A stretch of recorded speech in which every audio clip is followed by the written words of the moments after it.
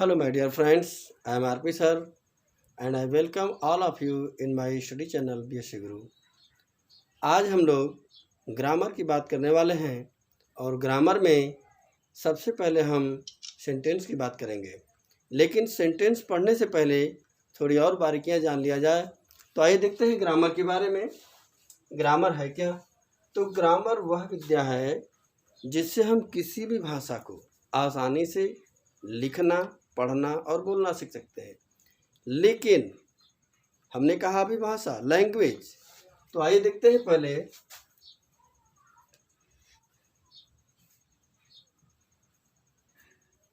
Language. जब हम कोई भी भाषा का प्रयोग करते हैं तो मुंह से आवाज़ निकालते हैं, लिखकर प्रयोग करते हैं। लेकिन जब आवाज़ निकालते हैं तो सबसे पहले मान लीजिए कोई छोटा बच्चा है, बहुत जैसे पैदा बच्चा है, तो कौन सी आवाज़ निकालेगा? सिर्फ आवाज़ चिल्लाएगा, मुंह खोल कर चिल्लाएगा, तो अर्थात उसके गले से, यहाँ कंठ से आवाज़ निकलेगी और उस कंठ की आवाज़ को हम लोग वोवेल साउंड बोलते हैं। तो लैंग्वेज में हम लोग प्रयोग करते हैं पहले साउंड की। मान लीजिए साउंड हो गया। अब इस साउंड को हम दो भागों में वितरित कर देते हैं। पहला होता है वोवेल्स और दूसरा हो जाता है कॉन्सोनेंट्स। अब समझिए, ये वोवेल्स है, ये कॉन्सोनेंट्स है। तो हम लोग इसे कहेंगे वोवेल साउंड और इसे कहेंगे कॉन्सोनेंट साउंड। लेकिन जब इसमें लेटर्स जुड़ जाते हैं तब हम लिखने की प्रक्रिया की बात करते हैं। तो इसमें वोवेल्स में जो है, जब लेटर्स जुड़ेंगे तो हो जाएंगे हमारे 5 और ये हो जाएंगे 21। यदि दोनों को कर दिया जाए तो टोटल जो है लेटर्स हो जाते हैं 26। आपने देखा अभी लेटर्स जो है ABCD ये सब होगा। लेकिन जब हम वोवेल्स देख लेते हैं 5 और कॉन्सोनेंट 21, तो इन सबको जोड़कर वर्ड्स बनाए जाते हैं। तो आइए देखते हैं कैसे वर्ड्स बनता है। यदि हम लेटर्स में एक एक शब्द को जोड़ लें, जैसे अगर सिर्फ ABCD रखते हैं तो कोई वर्ड्स नहीं बनता। लेकिन यदि हम एक या दो से अधिक लेटर्स को जोड़ देते हैं तो हमारा बन जाता है वर्ड्स। अब इस वर्ड्स के बारे में जानना होगा। Suppose that Ram, Shyam, bat, mat, ये सब क्या है? ये सब वर्ड्स है, क्योंकि एक एक लेटर्स को जोड़कर ही वर्ड्स बनाया गया है।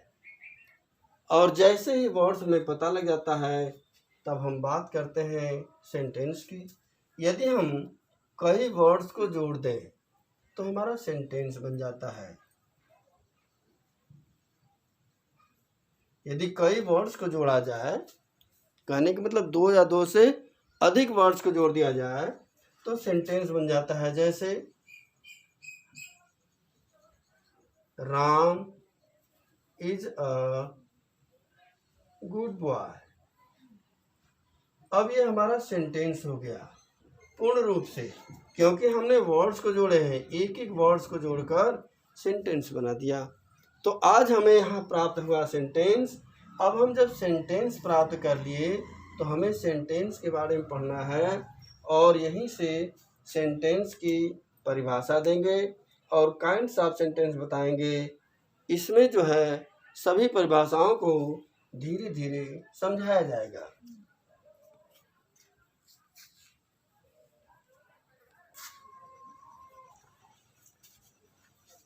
तो हम सेंटेंस के बारे में जो अभी बताए थे, सेंटेंस की परिभाषा है, sentence is a group of words which has a complete sense. कहने का मतलब है कि वाक्य शब्दों का वह समूह है जिसका कोई अर्थ निकलता हो। यदि अर्थ नहीं निकलेगा तो सेंटेंस का कोई महत्व नहीं। जैसे है Rohan is my friend, Rohan मेरा मित्र है। अगर इसी को उल्टा पुल्टा कर दिया जाए जिसका कोई अर्थ ना हो तो सेंटेंस नहीं हो सकता। तो अब हम बात करते हैं काइंड्स ऑफ सेंटेंस। उद्देश्य के आधार पर काइंड्स ऑफ सेंटेंस सिर्फ 4 प्रकार के होते हैं, लेकिन स्कॉलर्स ने एक और बताया है 5वां ऑब्जेक्टिव सेंटेंस को। तो आइए देखते हैं, there are 4 kinds of sentence, but 5वां भी एक निश्चित कर दिया गया है ऑब्जेक्टिव सेंटेंस। तो देखते हैं, फर्स्ट है असर्टिव सेंटेंस। असर्टिव मतलब a simple statement it's said to be an assertive sentence. साधारण कथन, जिस वाक्य में बात साधारण रूप से कही जाती है वो हमारा असर्टिव सेंटेंस हो जाता है। अब हम बात करते हैं दूसरे नंबर पर इंट्रोगेटिव सेंटेंस की। इंट्रोगेटिव से ही मतलब है क्वेश्चन पूछा जा रहा है, तो a sentence in which we asked questions is called interrogative sentence. और ये सभी को पता है कि इंट्रोगेटिव सेंटेंस में प्रश्न किस प्रकार से जाते हैं, WH वाले भी होते हैं, yes और no वाले भी होते हैं। तीसरा नंबर है imperative sentence, the sentence which express some suggestions, orders, request etcetera. अर्थात इम्परेटिव सेंटेंस में हम आदेश भी दे सकते हैं, रिक्वेस्ट भी कर सकते हैं, सलाह भी दे सकते हैं। ये होता है हमारा इम्परेटिव सेंटेंस। अब है exclamatory sentence, the sentence which express some feelings or emotions. अर्थात अंदर की जो फीलिंग्स निकल कर आती हैं वो होता है एक्सक्लेमेटरी सेंटेंस। जैसे में, अरे कितना भयानक तूफान है, व्हाट अ टेरिबल स्टॉर्म। इस प्रकार के जो भावनाएं उत्पन्न होती हैं उन्हें हम कहते हैं एक्सक्लेमेटरी सेंटेंस। और लास्ट है ऑब्जेक्टिव सेंटेंस, तो a sentence which express some wishes, cause etcetera. जैसे, यदि हमारी इच्छा है कि मैं आपको आशीर्वाद दूं तो may you live long, may God bless you. यदि श्राप की इच्छा हो गई तो गो टू हेल। इस प्रकार से इसमें इच्छाएं प्रकट की जाती हैं आशीर्वाद और श्राप देकर। तो आपने देखा कि सेंटेंस को कितने आसानी से समझा जा सकता है। लेकिन सेंटेंस में जो असर्टिव सेंटेंस है इसे भी 2 भागों में हम यहाँ बांट देते हैं। पहला हो जाता है अफर्मेटिव सेंटेंस,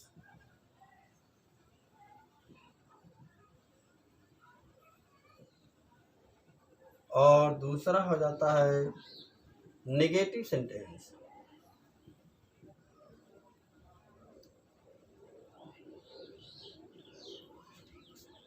अफर्मेटिव मतलब जानते हैं स्वीकारात्मक है, साधारण, उसमें सही सही सीधी बातें की जाएंगी। और निगेटिव में उसमें नॉट लगा दिया जाता है। यदि कह दिया जाए कि रोहन इज़ माय फ्रेंड तो ये अफर्मेटिव में आ जाता है। अगर इसी को Rohan is not my friend तो यह निगेटिव में आ जाता है। इस प्रकार से आपने काइंड्स ऑफ सेंटेंस को देखा। ग्रामर का पहला दिन है, पहला शुरुआत है, इसलिए अभी सिर्फ सेंटेंस की बात की गई। सेंटेंस के बाद अभी इसमें टाइप्स ऑफ सेंटेंस पढ़ाएंगे जिसमें सब्जेक्ट और प्रेडिकेट की बात की जाएगी। इसके बाद पार्ट्स ऑफ स्पीच की बातें की जाएगी। लेकिन सबसे पहले इसे जान लेना ज़रूरी था। हाँ, अगर इसे लिखा जाए सामने तो टाइम बहुत लग जाएगा, इसलिए हमने आपके सामने यह लिख कर प्रस्तुत किया ताकि कम समय में अधिक से अधिक समझाया जा सके। तो अब हम लोग मिलते हैं नेक्स्ट वीडियो में। लेकिन इससे पहले याद रहे, यदि आप मेरे चैनल पर नए हैं तो इसे सब्सक्राइब करें, बेल आइकन को प्रेस करें और लाइक अवश्य करें। यदि आप मेरे पुराने व्यूअर्स हैं तो लाइक और शेयर करना न भूलें। तो मिलते हैं नेक्स्ट वीडियो में, तब तक के लिए धन्यवाद। जय हिंद।